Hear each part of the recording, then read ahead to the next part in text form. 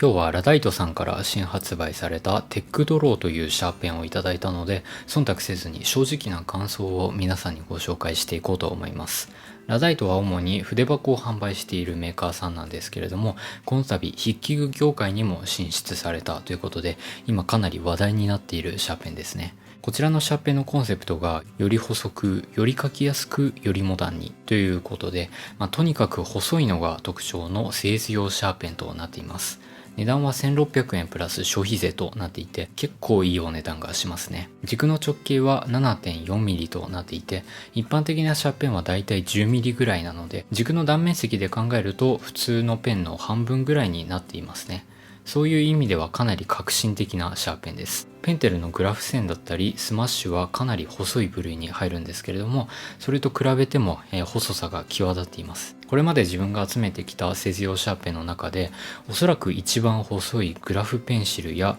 メカニカグラフよりも細くなっています。さすがにトンボのズーム707よりも細くはできないんですけれども、自分が持っているシャーペンの中ではかなり細い部類に入るんじゃないかなと思います。C カンパニーのルポペンケースの真ん中の Zoom707 スペースにも入れることができました。新しく筆記具というジャンルに参入したということもあって、まだまだこれから改善が必要なところは結構あるかなと思いますが、なかなか面白いので詳しく見ていこうと思います。こちらのシャーペンはフルメタルボディのシャーペンとなっていて、14.3g の重量となっています。重心の位置は先端からだいたい7センチぐらいなので、個人的にはかなり最適化されたバランスだと思っています。では分解していきましょう。ネジのところまで塗装がされているので、回す時に擦れるような感じの音がして、あんまりここは回したくないなって思いますね。軸はアルミでできていて、口金とグリップとキャップは真鍮でできています。これだけ細いシャーペンになりますと、どうしても軽くなりすぎてしまうんですよね。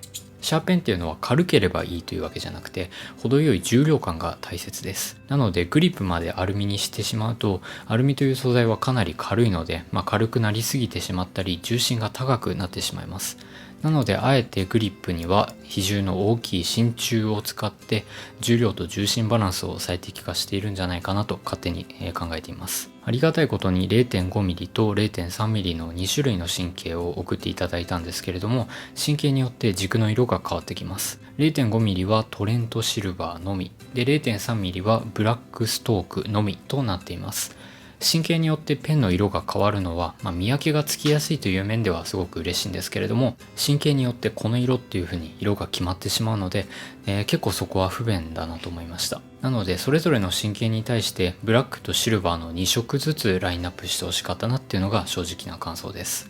もし 0.5mm でブラックを使いたいという方は、テックドローを2つ購入して軸だけ入れ替えるということもできるんですけれども、表記が 0.3 と書かれているので、ちょっとこれはモヤモヤするところはあるかなと思います。書かれているロゴはペンの上部に密集されていますね。一般的なペンってロゴが横並びになっていることが多くて、3列にロゴが書かれているっていうのはあんまりないので、結構ロゴは密になっているっていう印象を受けました。文字数は結構多いんですけれども、密になっているおかげで全体的にミニマルなデザインに仕上がっております。グリップは非常に細かいローレット加工が施されていて、ゴツゴツとしたローレット加工じゃなくて、どちらかというとサラサラと指に優しいローレット加工となっています。体感としてはロットリング600よりも優しめなローレット加工です。これほど優しいとローレット加工が苦手な方でも全然大丈夫な触り心地かなと思います。滑り止め効果自体はそこまで高いわけではないんですけれども、普通に書くのには十分なグリップ性能があるかなと思いました。コード表示窓はどちらの神経も共通のものを使っています。オートのスーパープロメカっていうシャーペンがあるんですけれども、こちらのコード表示窓とかなり形状が似ていて、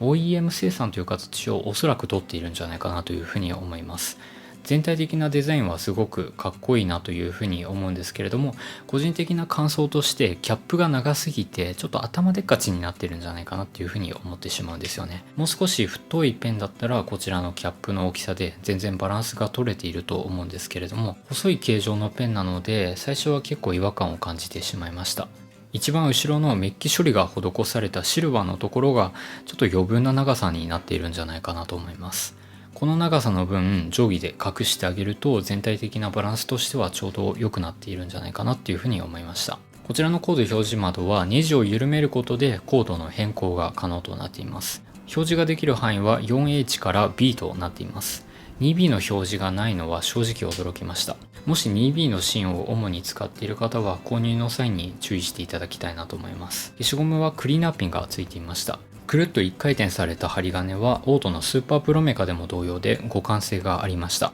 クリップはかなり動かしやすいクリップで取り外しもかなり簡単にできるかなと思います。ただ軸は塗装がされているのでむやみに動かすと塗装を剥がしてしまう心配があるのであんまり動かさない方がいいかなと思います。こちらはオートのプロメカというシャーペンなんですけれどもクリップはおそらく全く同じものを使っていますね。クリップを交換することもできました。あと口金もプロメカのものを取り付けることができたのでパーツはオートと同じ工場で製造されたものが多いんじゃないかなと思います。スーパープロメカのコード表示窓をプロメカにつけてみるとラダイトのテックドローとかなりデザインが似ていますよね。実際に書いてみるとちょっといまいちだなっていう点がありまして、それがキャップのガタつきですね。キャップと軸の間に隙間があるので書くたびにカタカタと振動してしまってそれが結構残念だなと思いました。オートのプロメカと非常に書き味が似ています。プロメカはボディが樹脂になっているのでフルメタルボディのテックドローの方がしっかりとした書き味が楽しめるんですけれども土台は同じ書き味だと思っていただけたらと思います。かなり書き味が似ていてテックドローは1760円で結構な値段がしてしまうのでテックドローの書き心地が気になるっていう方は一度550円で買えるプロメカで試してみてもいいんじゃないかなと思います。セロハンテープとかマスキングテープをキャップに巻いてあげて隙間を埋めるとキャップの振動は改善されるんですけれどもわざわざそこまでする人ってあんまりいないと思うんですよね。自分が気にしすぎだと言われたらそこまでなんですけれども自分なりに書き味とかいろいろと研究をしてきてキャップがガタついてしまうっていうのは自分としてはかなりマイナスポイントなんですよね。なのでこれは改善の余地があるかなと思いました。あとはがっしりと持てる太軸のペンが好きな自分にとってはこちらのペンはかなり細いので自分にはあんまり合わないかなと思います。慣れればそこそこは書きやすくなるとは思いますが結構好みの分かれるペンだなと思いました。筆記具に参入した1本目からまさかの万人受けしないだろう細すぎるシャーペンを発売したということで本当に攻めてますよね。改めてラダイトさんは攻めた面白いメーカーだなと思いました。重量とか重心バランスは本当にこだわっているっていうのを感じますしガイドパイプとシャープ芯の間のぐらつきは全く感じなかったです。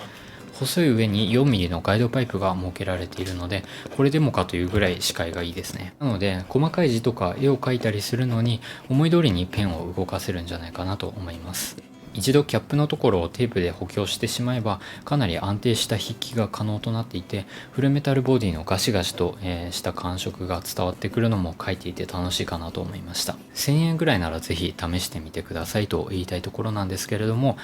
お値段が1600円プラス消費税してしまうので結構高いですよね。素材とかいろいろ考えても1200円から1500円ぐらいが相場かなと思うので相場よりも少し高いかなと思いますがなんせラダイトさんの初めての筆記具という試みなのでこれはもう仕方ないかなと思います。ラダイトさんはこれからも筆記具というジャンルに進出してくると思うんですけれども今後に期待しようかなと思います。ちょっと昔のツイートになるんですけれどもこちらのツイートはラダイトのテックドローの伏線でしたね。店頭でも販売しているそうなので気になる方は、店頭でチェックしてみてください。ではまたお会いしましょう。ご視聴ありがとうございました。